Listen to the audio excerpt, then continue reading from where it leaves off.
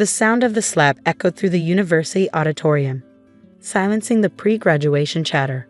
My daughter Madison stood frozen on the stage, her hand pressed to her reddening cheek, her valedictorian speech forgotten on the podium. Before I could move, Catherine Thompson's shrill voice pierced the stunned silence. "You stole this from my Emma. You have no right to be valedictorian." Security was already moving toward the stage, but Catherine wasn't finished. She turned to the crowd, her perfectly highlighted hair swinging dramatically.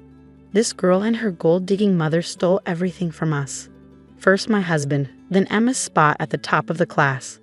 I watched my daughter's eyes fill with tears, the golden honor cords around her neck suddenly seeming to weigh 1,000 pounds. Behind her, Emma Thompson, Catherine's daughter, stood with the other graduates, looking mortified but making no move to stop her mother's tirade. The security guards finally reached Catherine, but the damage was done. Whispering had already started, phones were recording, and my daughter's proudest moment had been turned into tomorrow's viral video. "Mrs. Thompson," the dean's voice cut through the chaos. "You need to leave. Now." I caught Madison's eye across the auditorium and gave her a slight nod. We prepared for something like this. Catherine had been escalating her behavior ever since Madison's valedictorian announcement, but I'd hoped she wouldn't stoop this low. I should have known better. As security escorted Catherine out, I reached into my purse and touched the manila envelope I'd been carrying for weeks. Inside were bank statements, transfer records, and emails that would silence Catherine for good. But first, my daughter needed to give her speech. Madison straightened her shoulders, wiped her eyes, and stepped back to the podium.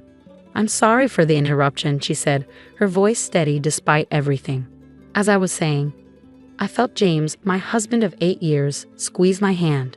He looked devastated, torn between pride in his daughter and shame at his ex-wife's behavior. "I should have known she'd do something like this," he whispered.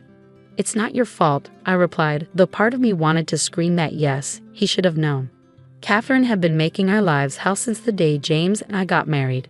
Madison's speech was beautiful, a testament to perseverance and the power of blended families. The irony wasn't lost on me as I watched Emma Thompson shift uncomfortably in her seat. The girl who'd spent 4 years trying to undermine my daughter while her mother funded her every whim with money she didn't have. As the ceremony continued, my mind drifted back to the day I met James and his quiet 12-year-old daughter.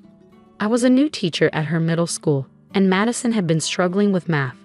Catherine had just left them for a wealthy real estate developer, declaring that she deserved more than a high school teacher's salary could provide. What Catherine didn't know was that I'd already sold my tech startup for enough money to never work again. I chose to teach because I loved it, just as I chose to love Madison as my own, helping her through the trauma of her mother's abandonment. The ceremony ended, but I knew our day wasn't over. Catherine was waiting in the parking lot, surrounded by her country club friends, all of them shooting venomous looks our way.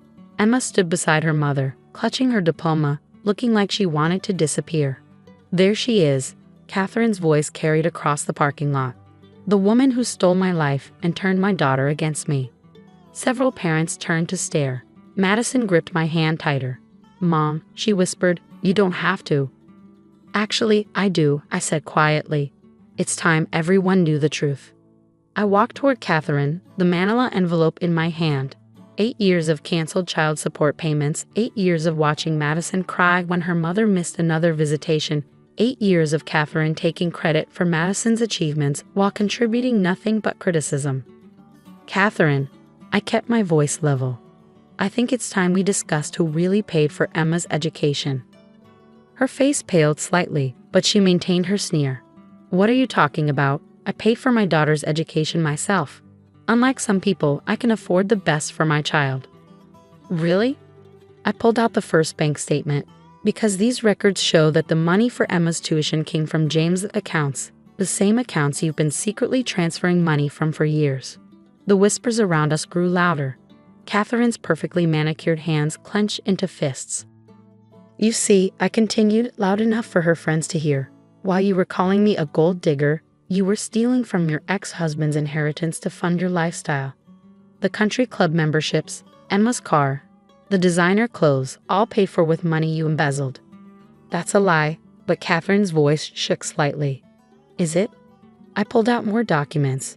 Your new husband's real estate empire collapsed 2 years ago.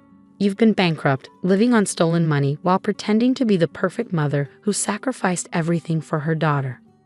Emma stepped forward, her face white. Mom? What is she talking about? But Catherine was staring at the bank statements in my hand, recognition dawning in her eyes. She knew exactly what I had. Those statements are private. Catherine lunged for the envelope, but I stepped back smoothly. Private like the college fund you drained? I asked calmly. The one James's parents set up for Madison before they passed away? The money you somehow convinced the bank to transfer to Emma's account? Emma's perfectly made-up face crumpled. What? Mom, you said my tuition came from Dad's life insurance. Catherine spun toward her daughter. Of course it did, sweetie. She's lying, trying to turn you against me just like she turned Madison. Actually, James stepped forward, his voice heavy with years of suppressed anger. Your mother never received any life insurance money. Your father's business went bankrupt and he left nothing but debt. The only reason you got to stay in that house was because I kept paying the mortgage, even after the divorce.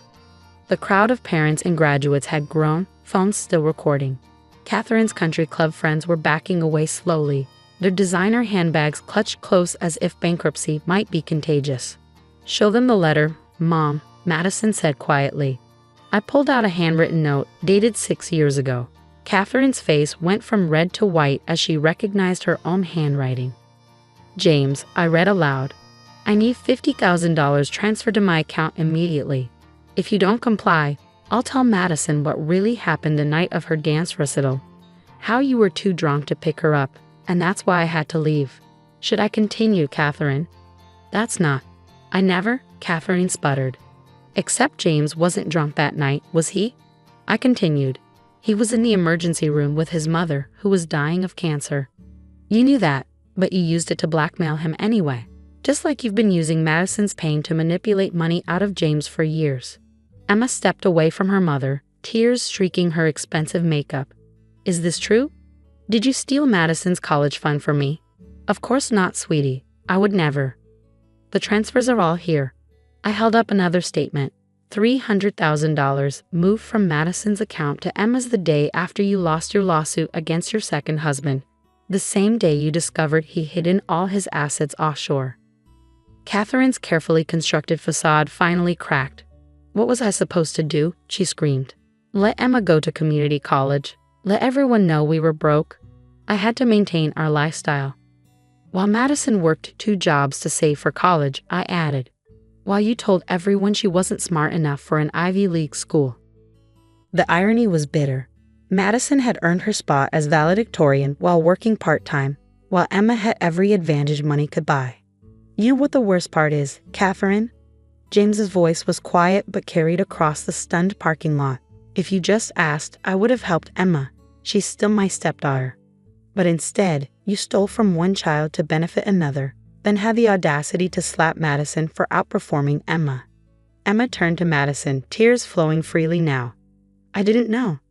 I swear I didn't know where the money came from. All those times Mom told me you were trying to steal my spot, my friends. Madison, always the bigger person, reached for her stepsister's hand. It's not your fault, Emma. We were both played. Catherine looked around wildly, seeing her carefully constructed world crumbling. Her country club friends had all disappeared, taking their judgmental whispers with them. You think you've won, she smiled at me. You think exposing this makes you the better mother. At least I didn't have to buy my way into a ready-made family. I smiled, pulling out the final document. Actually, Catherine, there's one more thing you should see. The U.S. Attorney's Office is very interested in how you managed to forge James's signature on those bank transfers. They'll be waiting at your house right now. The color drained from Catherine's face completely. You reported me? No, I said softly. The bank did, 6 months ago. I've just been waiting for the right moment to let you know.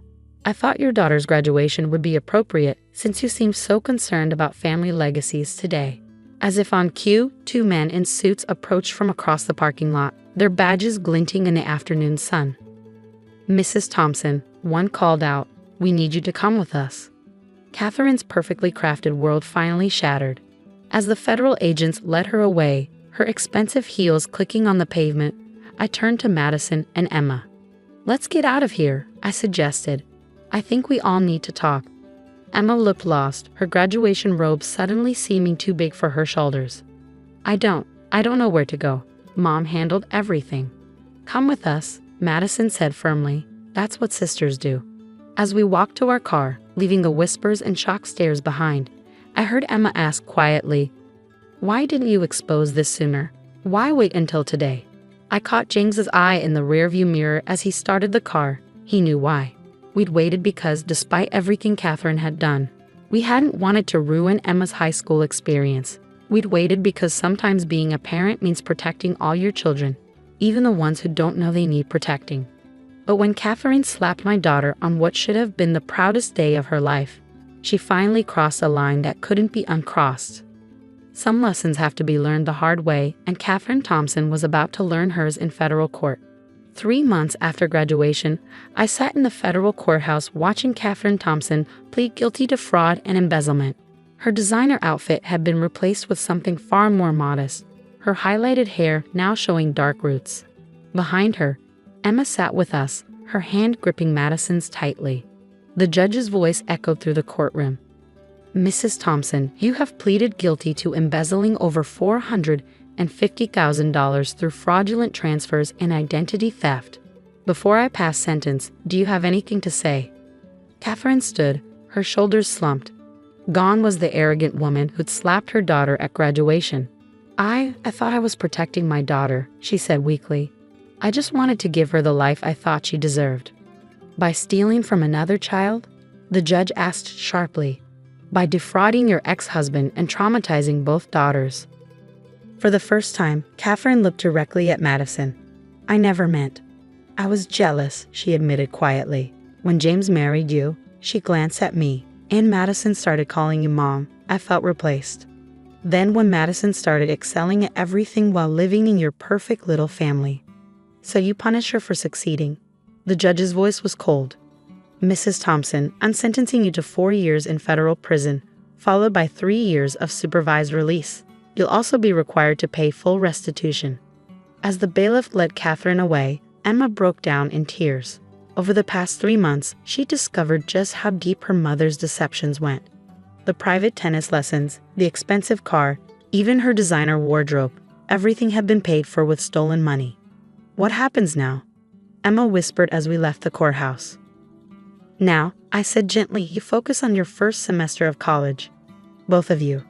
We'd spent the summer sorting through the financial mess Catherine left behind. James and I had decided to help Emma continue at the university, this time with honestly obtained funds. She insisted on taking out loans for part of it, determined to make things right. "I still can't believe she did all this," Emma said as we walked to the car. "All those times she told me Madison was trying to show me up, that you were trying to steal Dad." "Your mother was fighting battles that only existed in her mind," James said softly. "But that doesn't mean we stop being family." Madison bumped her shoulder against Emma's. "Besides, who else is going to help me survive Professor Hamilton's notorious economics class?" The girls laughed, and I marveled at their resilience. They'd somehow emerged from Catherine's scheme stronger, closer than they'd ever been as stepsisters. That evening, as we sat around our dining table, all 4 of us, I received an email from Catherine's prison account. "I know it's too late for apologies, but I want you to know I understand now. You weren't the gold digger, I was. You gave Madison what I never could, unconditional love. Take care of both my daughters. They deserve better than what I gave them." I showed the email to James after the girls went upstairs. He read it silently, then pulled me close. "You know," he said, "when I first met you, Catherine told everyone you were just a gold-digging teacher who trapped me for my family money." I laughed softly. "Little did she know, you were the broke high school teacher I fell in love with." Along with his emotionally wounded daughter, he added, "who became our brilliant valedictorian."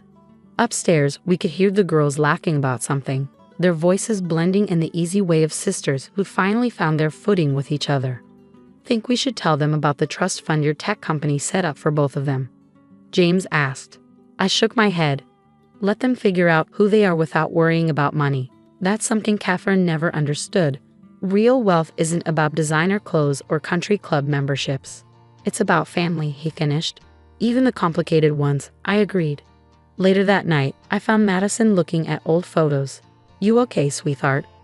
She nodded, holding up a picture from her middle school graduation, the last event Catherine had attended before today. You know what's funny? She spent all these years calling you a gold digger, never knowing you were the wealthy one all along. I sat beside her. Money doesn't make someone a good parent, honey. No, she smiled, love does. And you've got that in abundance, Mom. Sometimes the best revenge isn't exposing someone's lies, it's living well despite them. Catherine Thompson learned that lesson too late, but her daughters were just beginning to understand it, and that more than any bank statement or court verdict was the real victory.